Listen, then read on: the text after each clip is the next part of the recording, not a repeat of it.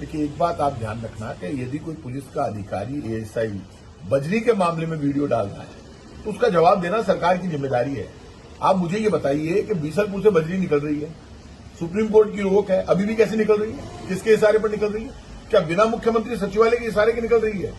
ये तो जवाब मुख्यमंत्री जी को देना चाहिए। पूरा देश पूछना चाहता है। बीसलपुर की बजरी पर सुप्रीम कोर्ट ने रोक लगा दी, ग्रीन ट्रिब्यूनल ने रोक लगा दी, लेकिन बजरी का काला धंधा रुका ही नहीं। जो सरकार बजरी खा गई वो पत्थर खाने वाली थी अरावली में, भाटे खाने गए थे, लेकिन जब लोगों के पत्थर चलने लगे तो सुप्रीम कोर्ट ने अपना डिसीजन बैकआउट किया। ये डेमोक्रेसी है, संविधान की पावर है। सुप्रीम कोर्ट को भी जनता की आवाज सुनाई दे गई, लेकिन आज तक सरकार ने सुप्रीम कोर्ट से वो एफिडेविट विड्रॉ नहीं किया जिसमें सरकार ने यह फैसला कराया था कि अरावली की पहाड़ियां 100 मीटर के नीचे 99 मीटर को नहीं माना जाएगा। ये भारतीय जनता पार्टी की सरकार फालतू की बातें करती रहती है दिन भर। यदि किसी पुलिस के अधिकारी ने वीडियो निकाला है और बजरी के मुद्दे पर निकाला है, यदि उसके ऊपर कोई आरोप लगा रखे हैं पुलिस के अधिकारियों ने, तो जवाब दे दे। और जवाब देते हुए क्या शर्म आ रही है? बता दे पूरी बात। राजस्थान की जनता, अगले ने खुल के वीडियो डाला है, चार्ज लगा रहा है, और वहां की जनता, अब नीचे मैंने देखा जो मैंने उसका वीडियो डाला, मेरी रघु शर्मा जी से बात हुई, केकड़ी से पूर्व विधायक है, उन्होंने कहा कि ये जो सारा मामला है ये बजरी की डंपिंग हो रही है। क्या बजरी की डंपिंग करने का राइट दे दिया क्या सरकार ने सबको?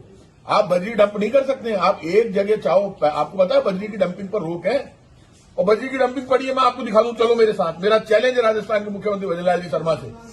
क्या बात कर रहे हो आप? हमारी सरकार पे आरोप लगाते थे, गहलोत सरकार के टाइम पे बड़े बड़े आरोप लगाते, कहां गए? क्यों नहीं बोलते? कहां है वो सारे के सारे नेता, इनके मंत्री जो डायलॉगबाजी करते थे, आंदोलन करते थे? क्योंकि आंदोलन करने वाले कोई और थे और आज सरकार चलाने वाले कोई और है। बीजेपी में तो बड़ा भारी मामला हो गया। अब बीजेपी ने तो कमाल कर दिया। भारतीय जनता पार्टी ने जो बात कर रही, तो बीजेपी का कोई नेता सामने आकर बता दे, हम जवाब दे देंगे। हिम्मत होनी चाहिए। आप यदि किसी पुलिस अधिकारी ने अपना वीडियो जारी किया है, वो बजरी के मुद्दे पर जारी किया, उसके ऊपर क्या आरोप है वो अलग बात है, लेकिन वो कह रहा है कि बजरी के मुद्दे पर मुझे हटाया गया, इसमें कोई दो राय नहीं। बजरी माफिया कल भी हावी था, आज भी हावी है। अब बीजेपी के जो पॉलिटिकल बड़े लीडर्स हैं, जिस दिन चाहेंगे उस दिन नाम भी खोल देंगे, हमारी क्या है, उनकी पार्टनरशिप में ये बजरी का काम चल रहा है। और बजरी ना रुक पाई है, ना रोकेगी बीजेपी, ना रोकना चाहती है। तो बीजेपी में सिस्टम सेट हो गया करप्शन का। जो भारतीय जनता पार्टी दोनों हाथों से सिर्फ करप्शन कर रही है, उसको ना तो बांग्लादेश के हिंदुओं की चिंता, या रोज हत्या हो रही है, हिंदू हितैषी होने का दावा करने वाली भारतीय जनता पार्टी की सरकार रोज टीवी पर बहस करवाती है। अरे जवाब दो, इंदिरा गांधी जी से सीख लो। द ग्रेट इंदिरा गांधी ने 1971 में बांग्लादेश बना दिया, और आप आश्चर्य करो कितना बड़ा अटैक किया पाकिस्तान के ऊपर के, पाकिस्तान के 2 टुकड़े हो गए, बांग्लादेश बन गया। क्यों बन गया? उस वक्त भी हिंदुओं को मार रहे थे पाकिस्तान के कट्टरपंथी। तो इंदिरा गांधी जी ने बात की, चैलेंज किया, माने नहीं, तो इंदिरा जी ने अटैक कर दिया, और हिंदुस्तान की फौजों ने 1 लाख पाकिस्तान के सैनिकों को सरेंडर कराया। और जो बंगाली भाषा को मानते थे, बंगाली थे जितने भी, वो मुसलमान जो हिंदुओं को और अल्पसंख्यकों को बचाना चाहते थे, वो साथ खड़े हुए और बांग्लादेश बन गया।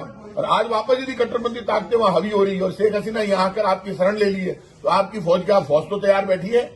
लेकिन भारत सरकार में हिम्मत चाहिए। सिर्फ नाटक मत करो आप हिंदू हितैषी होने का। हिंदू, मुसलमान, सिख, ईसाई सब इस देश की पावर है।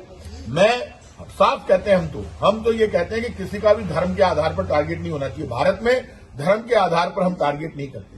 भारतीय जनता पार्टी की सरकार ये माहौल बनाती है देश में कि देखो हम धर्म के आधार पर टारगेट कर रहे हैं, देखो हम तो सिर्फ हिंदू हितैषी है।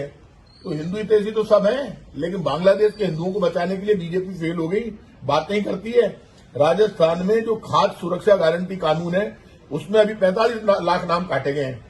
उनमें से 44,09,000 नाम, पहले मैं 43.5 लाख मान रहा था, 44,09,000 नाम हिंदुओं के काटे गए।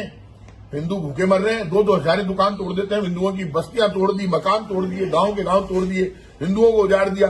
राय की हिंदू हितैषी सरकार है, ना तो हिंदू की हितैषी है, ना मुसलमान की, ना सिख की, ना ईसाई की। बीजेपी सिर्फ अपना घर भरने में लगी है, बाकी कोई काम नहीं है बीजेपी के पास।